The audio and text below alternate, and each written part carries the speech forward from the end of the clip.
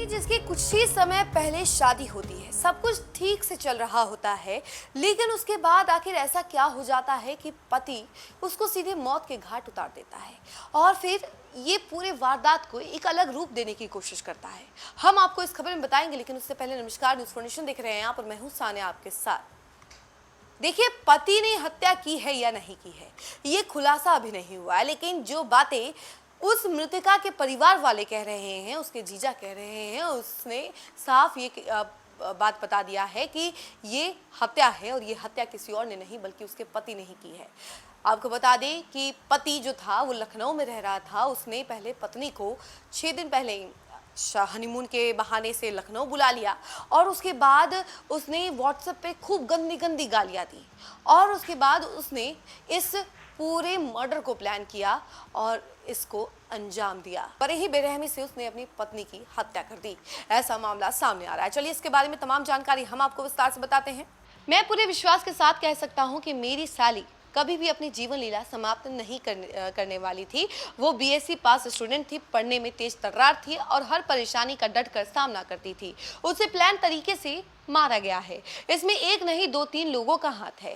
आरोपी पति ने उसे हनीमून पर कश्मीर ले जाने के बहाने लखनऊ बुलाया, फिर उसने कांड से 2 दिन पहले अपना फ्लैट बदला। इसके बाद उसका मर्डर कर दिया। जिस जगह पर उसने नया फ्लैट लिया था, अगल बगल कोई किराएदार नहीं रहते थे। इसकी वजह से उसे मर्डर करने में कोई दिक्कत परेशानी नहीं हुई। हमारे परिवार को न्याय चाहिए। आरोपी कमलकांत के साथ ही उसके घर वालों को भी पुलिस अरेस्ट करे। दरअसल बक्सर की महिला की यूपी के लखनऊ में 4 जून को संदिग्ध परिस्थितियों में मौत हो गई। शादी के सिर्फ 4 महीने बाद नवविवाहिता की मौत को लेकर मायके वालों ने ससुराल वालों पर दहेज हत्या का आरोप लगाया है। वो बक्सर के खड़हाटाड़ गांव के रहने वाली वीरेंद्र ओझा की बेटी थी। वहीं आरोपी की पहचान भोजपुर के संदेश थाना क्षेत्र के पिंजरौली गांव निवासी कमलाकांत मिश्र, जिसकी उम्र 28 रूप में की गई है। वहीं 6 जुलाई 2026 की शाम लखनऊ पुलिस ने पूछताछ के बाद आरोपी को अरेस्ट कर लिया। फिलहाल पोस्टमार्टम रिपोर्ट आने का इंतजार पुलिस कर रही है। घटना के बाद जो है वो मीडिया टीम बक्सर जिला मुख्यालय से करीब 50 किलोमीटर दूर मृतका के सोनाली के मायके पहुंची और वहां पिता, भाई और जीजा से बातचीत की गई। तो उस दौरान उन्होंने कहा कि उनकी बेटी काफी तेज तर्रार है और वो कभी भी अपनी जीवन लीला समाप्त नहीं कर सकती है। मृतका के पिता वीरेंद्र जैन ने बताया कि सोनाली की शादी 26 फरवरी 2026 को कमलाकांत मिश्र से धूमधाम के साथ अरेंज मैरिज की थी और उसे दहेज में 15 लाख रुपए कैश, लगभग 250 ग्राम सोने के गहने और करीब 2.5 लाख रुपए के फर्नीचर दिए थे। इसके बावजूद कमलाकांत और उसका परिवार मेरी बेटी से शादी के बाद बार बार दहेज के रूप में कार की डिमांड कर रहा था। शादी के 2 महीने तक मेरी बेटी को कमलाकांत ना अपने साथ ले गया और ना ही उसने ससुराल जाने दिया। उनकी मांग थी कि पहले कार दो, तभी तुम्हारी बेटी को अपने साथ ले जाएंगे। हमने जैसे तैसे उन लोगों को मनाया, जिसके बाद उसके ससुराल वाले बोले ठीक है। और वहीं आपको बता दें कि ये पूरा मामला हुआ।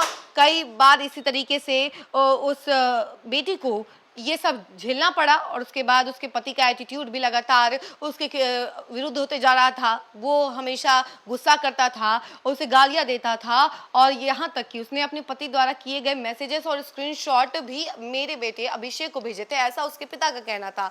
इसमें कमलाकांत ने मेरी बेटी के साथ गाली गलौज की थी। उसने कहा था कि हम दिखाते हैं एटीट्यूड क्या होता है, गुस्सा क्या होता है, अब तुमको हम बताते हैं। इसके बाद उसने गाली का प्रयोग किया था। मेरी बेटी के शक्ल पर भी बात की थी। इसके साथ उसे गवार भी बोला था। मेरी बेटी को साजिश के तहत आरोपी कमलाकांत ने मारा है।